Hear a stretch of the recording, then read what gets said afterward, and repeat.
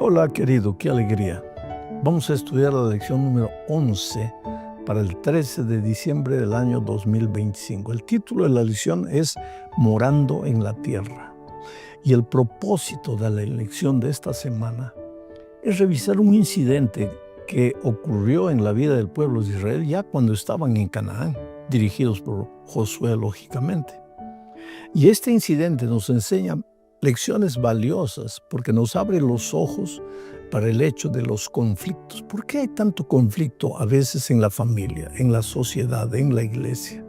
¿Y cómo resolver esos conflictos? El pueblo de Israel no era diferente de nosotros. Las mismas luchas que tenemos hoy las tuvo Israel en aquellos tiempos. Los mismos conflictos que hoy tenemos los tuvo también Israel. Ahora, podemos aprender muchas lecciones de la vida de Israel, de los errores que ellos cometieron. Nosotros, esos errores podemos evitarlos. Y de las cosas que les salieron bien, nosotros podemos sacar lecciones valiosas para repetirlas. Entonces, vamos al estudio de la lección. El primer subtítulo es el compromiso. ¿Por qué el compromiso? Voy a leer el texto para entender mejor este asunto. Josué capítulo 22, versículos 1 al 3, dice así. Entonces Josué llamó a los rubenitas, a los gaditas y a la media tribu de Manasés y les dijo, vosotros habéis guardado todo lo que Moisés, siervo de Jehová, os mandó, y habéis obedecido a mi voz en todo lo que os he mandado. No habéis dejado a vuestros hermanos en este largo tiempo hasta el día de hoy, sino que os habéis cuidado de guardar los mandamientos de Jehová, vuestro Dios. Explico un poco lo que sucedió aquí y por qué esta parte de la lección se titula compromiso. Es que cuando el pueblo de Israel estaba atravesando el río Jordán, ellos vieron un pedazo de tierra ya que pertenecía a Canaán, pero un pedazo de tierra sin atravesar el río Jordán. Y era una tierra fabulosa, especialmente para criar ganado, mucho pasto, muchos valles, muchas llanuras, extraordinarias tierra para que el ganado se reprodujese. Y como las tribus de Rubén, de Gad y la media tribu de Manasés eran ganaderos por excelencia, le pidieron a Josué, ¿podríamos quedarnos en esta parte para que es más apropiada para el ganado que tenemos? Entonces la respuesta de Josué fue, perfecto, pueden quedarse. Esta es la parte que Dios les va a dar a ustedes. Pero ustedes tienen que acompañar al resto de las tribus. ¿Por qué? Porque esta tierra ya está conquistada, ya es de ustedes. Pero ¿y Canaán? Y los enemigos en Canaán, la gente que no va a querer salir de Canaán, ¿van a dejar a las otras tribus a luchar solas? No. Ustedes son parte del cuerpo, entonces tienen que ir con nosotros y luchar con nosotros. ¿Y sabes cuánto tiempo duró más o menos ese periodo de conquista? 7 años aproximadamente. Esta tribu de Rubén, de Gad y la media tribu de Manasés dejaron a sus mujeres, a sus niños aquí cuidando el ganado, y los hombres fueron a la guerra con el resto del pueblo de Israel. 7 años conquistaron todo. Al final del tiempo, pues Josué les dijo, bueno, ahora sí ya ustedes ayudaron, ustedes han cumplido con su compromiso, y por eso el texto que acabo de leer, Josué les dice, ustedes han cumplido con todo, han seguido las órdenes mías de Moisés, ahora pueden regresar para casa. Y ahora entramos a la segunda parte de la lección bajo el título de acusaciones. ¿A qué acusaciones se refiere? Como dije, terminando esos 7 años, ya instaladas las otras tribus en la tierra de Canaán, pues las 2 tribus y media que se habían quedado del otro lado del Jordán, regresaron. Y regresaron para ver a sus esposas o sus hijos, en fin, para disfrutar de la tierra. Sin embargo, cuando llegaron al río Jordán, Ellos levantaron un altar gigantesco, un altar extraordinario, bonito. Y cuando las otras tribus que se quedaron en Canaán se enteraron que estas 2 tribus y media habían levantado ese altar, ¿sabes lo que hicieron? Se pusieron bravos y pensaron, esas 2 tribus y media se están queriendo separar del pueblo de Israel, se están queriendo entregar al fanatismo, perdón, al paganismo, a adoración de dioses extraños, por eso están edificando ese altar. Y entonces se armaron y dijeron, vamos a combatirlos, vamos a destruirlos. Leo el texto para entender mejor el asunto. Josué capítulo 22, versículos 10 y 12. Dice así: y llegando a los límites del Jordán, que está en la tierra de Canaán, los hijos de Rubén y los hijos de Gad y la media tribu de Manasés edificaron allí un altar junto al Jordán, un altar de grande apariencia. Cuando oyeron esto los hijos de Israel, o sea, el resto de las tribus, se juntó toda la congregación de los hijos de Israel en Silo para subir y pelear contra ellos. ¿Contra quiénes? Contra las 2 tribus y media que habían levantado ese altar. Ahora, aquí viene la reflexión. Vamos a pensar seriamente en este hecho y vamos a sacar lecciones que nos van a ayudar hoy para resolver conflictos, como dije, en la familia muchas veces, en la sociedad en la que vivimos, en la iglesia a donde asistimos. Se podrían evitar esos conflictos, pero vamos a reflexionar en este incidente. En primer lugar, ¿por qué la mayoría de las tribus que entró a Canaán se puso brava cuando se enteraron que las 2 tribus y media habían levantado un altar gigantesco? ¿Por qué? Porque pensaron, ellos se están entregando al paganismo. En segundo lugar, ¿y por qué estas 2 tribus y media levantaron el altar? No ese altar, no porque querían entregarse al paganismo, sino porque querían levantar un monumento que recordase a sus hijos que ellos, aunque estaban de este lado del Jordán, continuaban formando parte del pueblo de Israel que estaba en Canaán. Sin embargo, aquí hubo un error. Primero, las 2 tribus y media, antes de levantar aquel altar, deberían haber consultado con Moisés, que era el líder, pero no consultaron. Hicieron sin explicar lo que estaban haciendo. Pero ahora viene el segundo error. Las otras tribus juzgaron los motivos de las 2 tribus y media sin escuchar explicaciones. ¿Cuáles son las lecciones que aprendemos? Querido, comunicación. La mayor parte de los conflictos que aparecen en la familia, en la sociedad, en la iglesia, son por falta de comunicación. Autoridad es para ser respetada. Si el pueblo de Israel tenía líderes, entonces las 2 tribus y media deberían respetar la autoridad de los líderes y deberían haber consultado. No lo hicieron, no se comunicaron. Lo que tú puedes hacer puede ser maravilloso desde tu punto de vista, pero si los otros no saben por qué estás haciendo lo que estás haciendo, esa actitud tuya va a generar conflictos.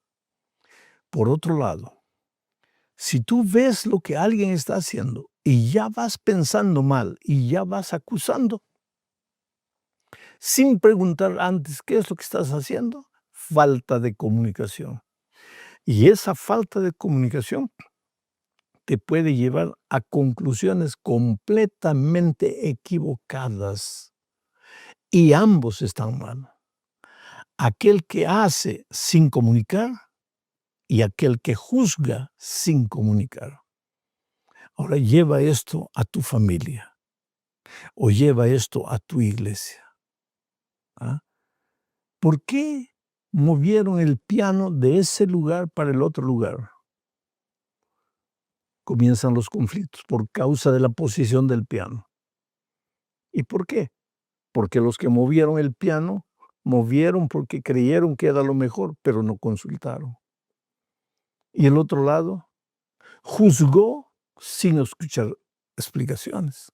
¿Cómo resolvió el pueblo de Israel este problema? Esto es interesante y nos lleva a la tercera parte de la lección. Pero antes, en esta tercera parte, vamos a ver lo que sucedió. El pueblo de Israel, las 9 tribus y media, antes de ir a la guerra, partir a la guerra armada contra las 2 tribus y media, ¿qué hicieron? Enviaron una representación para investigar, para averiguar. Ya después de haber llegado a su propia conclusión sin consultar, sin preguntar, ahora enviaron representantes. Y el líder de esos representantes era un hombre llamado Fineas. Este Fineas es interesante, porque no sé si te acuerdas del pecado de Baal Peor, cuando el pueblo de Israel se juntó con mujeres moabitas y no solo hubo un problema de licenciosidad, de pecado sexual, sino que hubo un problema de contaminación espiritual y vino una plaga y estaba consumiendo al pueblo de Israel. Y este Fineas apareció. Este Fineas era hijo de Eleazar, hermano de Aarón. Este apareció con una espada y vio que en una tienda, en una carpa, estaba un israelita con una moabita. Y entonces entró y mató a los dos, llevado por ese celo, por ese deseo ferviente, que el pecado está entrando al pueblo y no voy a permitir que este pecado traiga tanto dolor, tanta plaga sobre el pueblo. Y fue allá y mató a los dos idólatras paganos y libertinos sexualmente. Y pues el pueblo de Dios lo admiró. Desde aquel tiempo este Fineas, hijo de Eleazar, cobró cierta fama, cierta imagen de hombre conservador, hombre valiente, hombre decidido. Pues él fue el que lideró esta comisión que vino a hablar con las 2 tribus y media que habían levantado el altar. Pero no vino sin preconceptos, con la mente limpia para oír y ver qué es lo que estaba pasando. Él ya vino preconceptuado, él ya tenía sus propias conclusiones. ¿Y por qué tenía sus propias conclusiones? Porque él había vivido el pasado en Baal Peor, cuando el pecado, el pueblo de Dios se contaminó con el paganismo y vino una plaga y una gran mortandad en el pueblo de Israel. Entonces ahora él viene a juzgar este nuevo caso de por qué levantaron un altar. Vino a juzgar pensando en el pasado. En el pasado la gente se contaminó espiritualmente con el paganismo. Entonces él pensó, estas 2 tribus y media están construyendo este altar para hacer sacrificios paganos. Mira el preconcepto. Pero para él estaba todo maravilloso, porque él estaba juzgando un caso presente por el pasado. Y querido, no siempre la manera como se resolvió un conflicto en el pasado te va a servir para resolver un conflicto en el presente. No siempre el pasado se repite. Cada caso es un caso. No es porque sucedió esto con esta persona que va a suceder esto con la otra persona. No es porque este conflicto tuvo este origen que ahora el conflicto presente va a tener el mismo origen. Hay que resolver un problema. Si quieres resolver el problema, hay que ir con cabeza limpia, sin prejuicios, sin preconceptos. Pero yo tengo experiencia.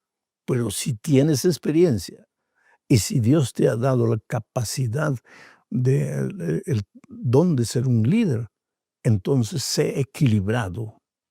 Oye antes de juzgar. Escucha antes de determinar. No llegues a tus propias conclusiones solo porque viviste un momento parecido en el pasado.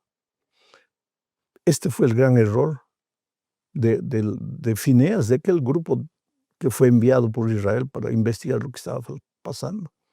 Leo Josué capítulo 22, 13 y 15. Dice así: y enviaron los hijos de Israel a los hijos de Rubén y a los hijos de Gad y a la media tribu de Manasés en tierra de Galad, a Finés, hijo del sacerdote Eleazar, y a 10 príncipes con él, un príncipe por cada casa paterna de todas las tribus de Israel, cada uno de los cuales era jefe de la casa de sus padres, entre los millares de Israel. Y pues entonces sucedió lo que te expliqué. Finés fue preconceptuado, y preconceptuado no vas a resolver ningún problema. Viene alguien a conversar contigo, alguien que ha tenido varias caídas en el pasado, y lo primero que haces es pensar dentro de ti, bueno, este va a querer aquí endulzarme con palabras, yo ya conozco, yo ya sé quién es. No, querido, esa no es la manera de resolver un conflicto. Escucha.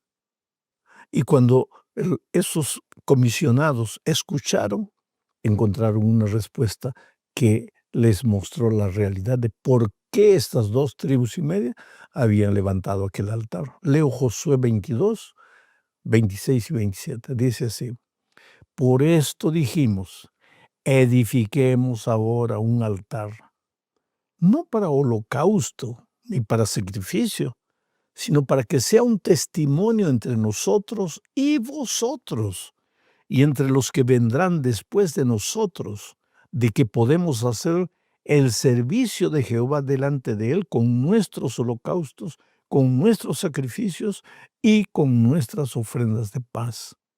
Y no digan mañana vuestros hijos a los nuestros, vosotros no tenéis parte en Jehová.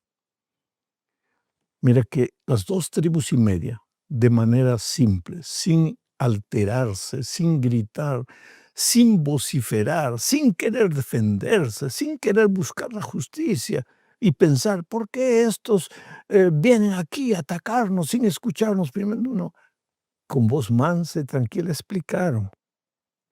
Hemos levantado este altar no porque queremos ofrecer holocausto a dioses paganos, nada, como un monumento conmemorativo para que un día, cuando pasen los años, los hijos de ustedes no le digan a los nuestros, ustedes no son parte de Israel. No, hemos construido este altar para que ellos, nuestros hijos, los de ustedes y los nuestros, recuerden siempre que somos un solo pueblo. O sea, todo completamente diferente de lo que habían imaginado los que venían con acusaciones. Y ahí, pues el conflicto se resuelve, porque cuando tú das una explicación con palabras coherentes, equilibradas, sensatas, el otro no va a ser loco para no querer entender la explicación. Muchos de los conflictos surgen porque todos queremos tener la razón. Nadie quiere ceder. Y lo peor, a veces nadie quiere escuchar al otro. ¿Por qué? Porque ya tiene sus propios conceptos. Y esos propios conceptos no lo ayudan mucho. Aumentan el conflicto que ya existe. En el Brasil existe una expresión: cuando uno no quiere, 2 no pelean. ¿Por qué? Para haber pelea, los 2 tienen que querer pelear. Pero si este quiere, busca la pelea, pero este no responde. O responde de manera suave. Este pobre se cansa de buscar la pelea. Y ahí viene la resolución de conflictos. Experimenta esto. En tu casa, en tu iglesia. Renuncia un poco a tus propios pensamientos. Trata de escuchar al otro para llegar a tus propias conclusiones. Ahora leo Josué 22, 30 y 31. Oyendo Finés, el sacerdote, y los príncipes de la congregación, y los jefes de los millares de Israel que con él estaban, las palabras que hablaron los hijos de Rubén y los hijos de Gad y los hijos de Manasés, les pareció bien todo ello. Y dijo Finés, hijo del sacerdote Eleazar, a los hijos de Rubén, a los hijos de Gad y a los hijos de Manasés: hoy hemos entendido que Jehová está entre nosotros, pues que no habéis intentado esta traición contra Jehová. Ahora habéis librado a los hijos de Israel de la mano de Jehová. Mi amigo querido, toda historia tiene dos lados.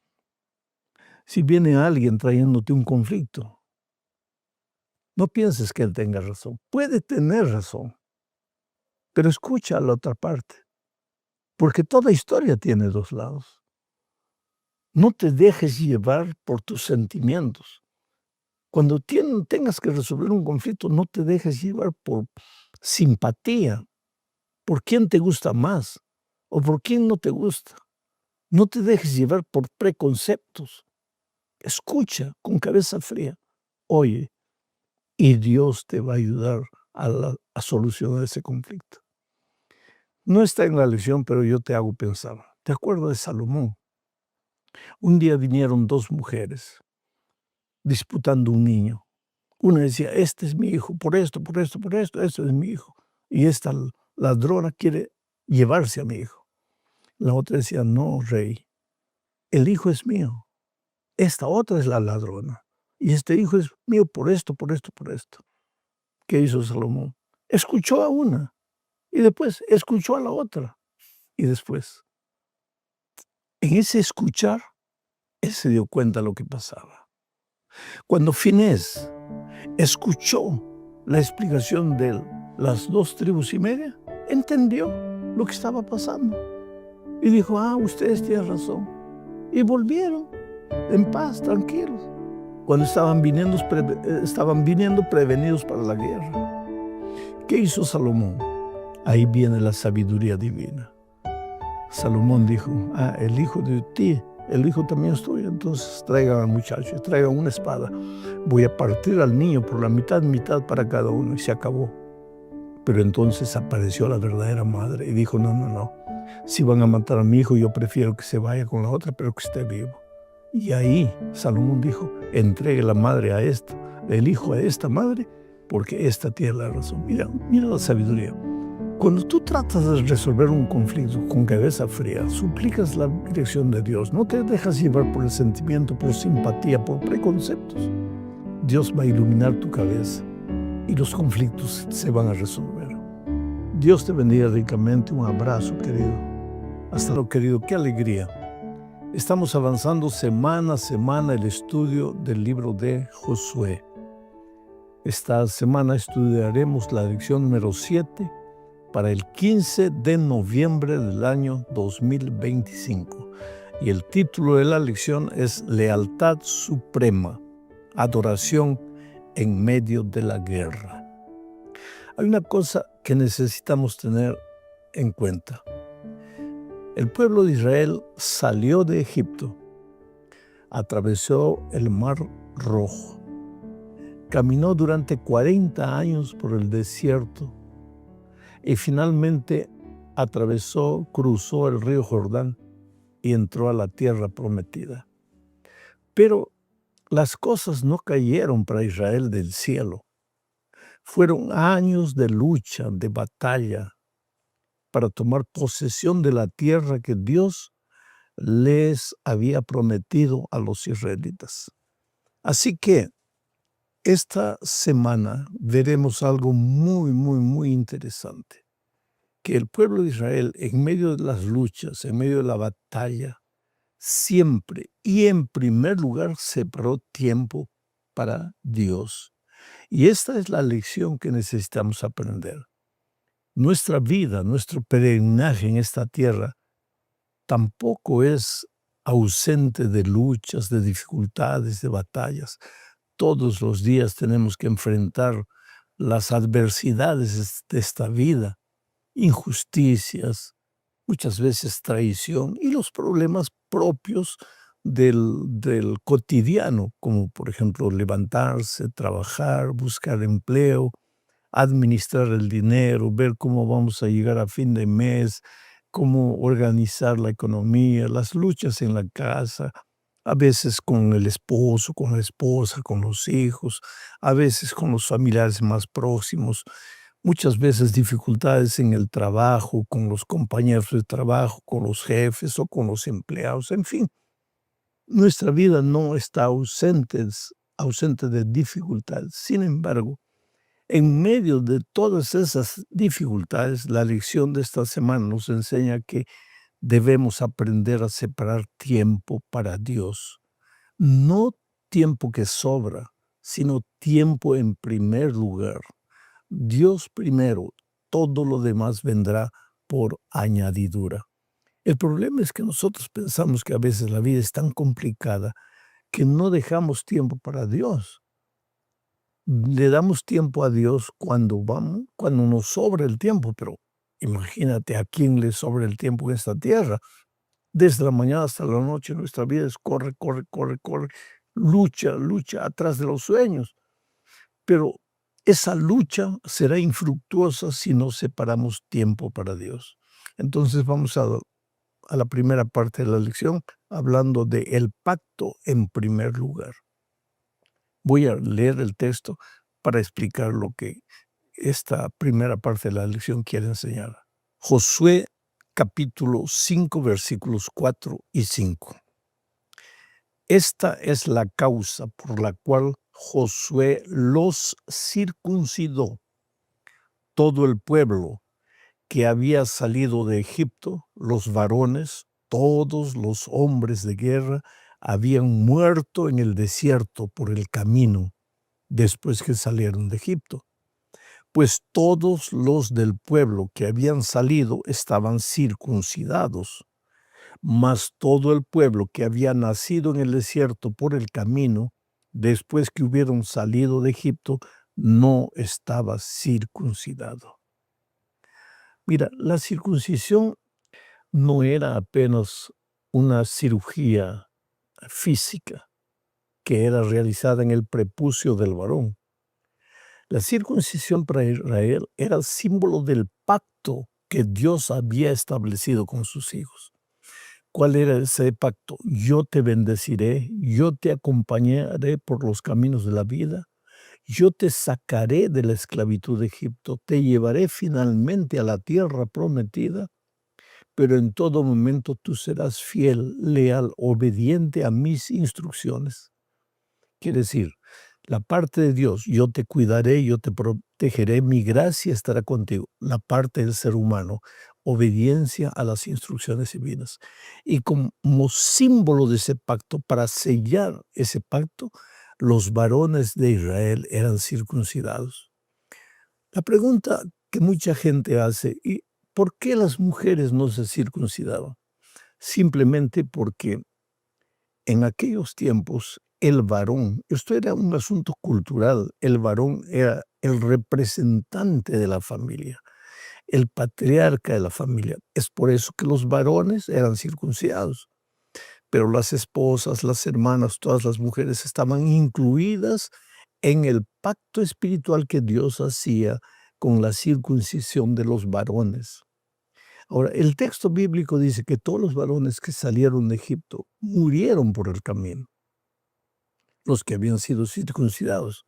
Entonces era necesario una nueva circuncisión. Es interesante que apenas pasaron el Jordán, ellos tuvieron que renovar su pacto de fidelidad a Dios. Y los varones que no habían sido circuncidados, pues fueron ahora circuncidados. Dios quiere siempre que nosotros renovemos nuestro pacto de fidelidad a Dios. Naturalmente, hoy ya no existe la circuncisión. La sierva de Dios dice, conságrate a Dios cada mañana. Haz de esto tu primer trabajo. Consagrarse a Dios cada mañana, cada día, cada semana, cada mes, cada año. Hoy día el bautismo es el pacto de fidelidad a través del cual el ser humano decide vivir para Dios y sella ese pacto de fidelidad a través del bautismo. Bueno, a pesar de que el pueblo de Israel tenía que enfrentar muchas actividades en la conquista de la tierra, ellos separaron tiempo para la ceremonia de la circuncisión y ningún varón quedó sin circuncidarse para iniciar la conquista de la tierra de Canaán. La segunda parte de nuestra lección nos habla de la Pascua, pero esta Pascua era un recordatorio de la gracia de Dios y del pacto que Dios quería realizar con sus hijos. La primera Pascua fue realizada la noche anterior a la salida de Egipto, cuando los dinteles de las puertas fueron manchados con sangre para que el ángel destructor eh, no destruyera a los primogénitos de Israel. Ahí se realizó la primera Pascua. Un cordero fue sacrificado, la familia comió la carne de ese cordero. Ese cordero simbolizaba al Señor Jesucristo. ¿Y para qué todo esto? Para que ellos enfrentaran el peregrinaje al salir de Egipto, el peregrinaje con la seguridad de que Jesús estaría con ellos. Y efectivamente, en el desierto, pues a través de la nube, a través de la columna de fuego, eh, en la roca que les proveyó agua, a través del maná, Dios siempre les quiso decir que ellos no estaban solos, Jesús estaba con ellos. Ahora, al entrar a la tierra prometida, nuevamente realizaron la ceremonia de la Pascua. Y leo el texto de Josué capítulo 5, versículos 9 y 10, que dice lo siguiente. Mira, y Jehová dijo a Josué: Hoy he quitado de vosotros el oprobio de Egipto, por lo cual el nombre de aquel lugar fue llamado Gilgal hasta hoy. Y los hijos de Israel acamparon en Gilgal y celebraron la Pascua a los 14 días del mes por la tarde en los llanos de Jericó. Me impresiona esta expresión: hoy he quitado de vosotros el oprobio de Egipto. Egipto es un símbolo del pecado que esclaviza al ser humano. Los israelitas eran esclavos de Egipto, no somos esclavos del pecado. Los egipcios oprimían al pueblo de Israel. El pecado nos oprime a nosotros, nos quita la libertad, nos quita la dignidad y muchas veces nos quita las ganas de servir a Dios, las ganas de vivir, de ser feliz, realizado. El pecado es terrible, pero así como Dios quitó el oprobio de Egipto de Israel al libertarlos y dirigirlos a la tierra prometida, así también Dios nos libertó a nosotros, y al libertarnos del pecado por la sangre de Jesucristo, nos quitó el oprobio. La sangre de Jesucristo es clave aquí, porque al entrar a la tierra prometida, en un lugar que ellos le llamaron Gilgal, que tenía que ver justamente con libramiento, en ese lugar llamado Gilgal, ellos celebraron la Pascua. La sangre del cordero se derramó. ¿Por qué? Para que ellos recordasen que si habían llegado a la tierra prometida, no fue por sus obras, no fue por su técnica de guerra, no fue porque ellos fueran soldados valientes, no, fue simplemente porque respetaron el pacto con Dios, se sometieron a la gracia divina, creyeron en la protección divina, y ahora, al, al salir de Egipto se celebró la Pascua, al entrar a Canaán se celebró la Pascua. Lo que el autor de la lección está queriendo destacar es el hecho de que las cosas de esta vida, las conquistas, las luchas, las batallas, no nos pueden distraer de colocar a Dios en el primer lugar y de darle a las cosas sagradas un lugar de importancia en nuestra vida. Vamos ahora a la tercera parte del estudio, bajo el subtítulo de Altares de Renovación. Antes de leer el texto, quiero decirte una cosa. Mira, Dios siempre le ordenó a sus hijos levantar altares, porque un altar servía para dos cosas. Primero, para simbolizar la presencia de Dios entre ellos. ¿Te acuerdas cuando Jacob estaba huyendo para a la tierra porque había engañado a su padre y a su hermano? Una noche Él tuvo un sueño, los ángeles subían, bajaban por la escalera que llegaba al cielo, y al despertarse construyó un altar. El altar servía para recordarle a él la presencia de Dios ahí, y en segundo lugar, el altar servía para ser un instrumento, un elemento de recordación, de recuerdo, para que ellos no se olvidaran. Así cuando otros israelitas pasasen por aquel lugar, al ver un altar, recordaban, por aquí pasó alguien y él tuvo conciencia de la presencia de Dios en su vida. Entonces ahora cuando el pueblo de Israel llegó a Canaán, mira lo que dice el texto bíblico. Voy a leer Josué capítulo 8, versículos 31. Dice así. Entonces Josué edificó un altar a Jehová, Dios de Israel, en el monte Ebal, como Moisés, siervo de Jehová, lo había mandado a los hijos de Israel. Como está escrito en el libro de la ley de Moisés, un altar de piedras enteras sobre las cuales nadie alzó hierro. Y ofrecieron sobre él holocaustos a Jehová y sacrificaron ofrendas de paz. El monte Ebal. Recuerda que la Pascua se realizó en Gilgal. El monte Ebal estaba más o menos a 60, 70 kilómetros más hacia Jerusalén. Allí en el monte Ebal, o sea, ya habían avanzado, había pasado el tiempo, ya habían conquistado mucha tierra. Nuevamente hicieron un alto, pero esta vez no para celebrar la Pascua, esta vez para construir un altar conforme a las instrucciones que Moisés les había enseñado. Ahora, con la presencia de Josué, levantaron ese altar. ¿Para qué? Primero, para sentir que Dios estaba con ellos. En ese altar se ofreció el holocausto. El cordero fue sacrificado. Nuevamente la sangre. Nuevamente el recordatorio de que has llegado hasta aquí únicamente por la gracia maravillosa de Cristo. Ojalá, querido, que nosotros en la vida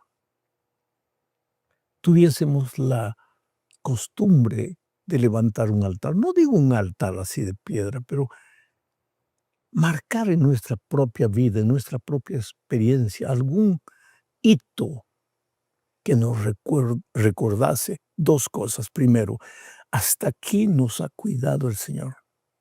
Y en segundo lugar, mi vida no sería nada sin el Señor Jesucristo. Sabes que cada vez que la vida se vuelve turbia para ti, sabes, cada vez que aparecen nubes negras en tu cielo azul, cada vez que la depresión entra a tu corazón, que la tristeza te embarga, cada vez que hay dificultades y a veces sientes, no voy a poder salir de esta dificultad, la lucha es terrible. Ahí, mira ese hito que has marcado en tu vida, alguna cosa particular propia tuya, un rinconcito de la casa donde acostumbras a orar para conversar con Dios. Porque eso te recuerda qué cosa. Primero, te recuerda el hecho de que Dios está contigo. Segundo, te recuerda que hasta aquí tú no llegaste por tus propias fuerzas, por tu propia energía, por tu sabiduría, por tus habilidades. Tú llegaste por la gracia maravillosa de Jesucristo. Haz de tu corazón un altar, un lugar donde Dios sea adorado, Dios sea recordado como tu protector, como tu creador, como tu salvador. Vamos a la cuarta parte de este estudio, hablando de lo que sucedió en ese altar. Dice el subtítulo de la lección, escrito en rocas. Sabes que la mente es frágil para recordar los principios básicos del Evangelio. La mente recuerda con facilidad las cosas de esta vida, pero las cosas espirituales, la mente se olvida con una rapidez extraordinaria. Por eso tal vez encontramos este incidente registrado en Josué capítulo 8, versículos 32 y 33. Dice así. También escribió allí, ¿dónde allí? En el altar que acababan de construir. También escribió allí sobre las piedras una copia de la ley de Moisés, la cual escribió delante de los hijos de Israel. Y todo Israel con sus ancianos, oficiales y jueces estaba de pie a uno y a otro lado del arca, en presencia de los sacerdotes levitas que llevaban el arca del pacto de Jehová, así los extranjeros como los naturales. ¿Qué hicieron?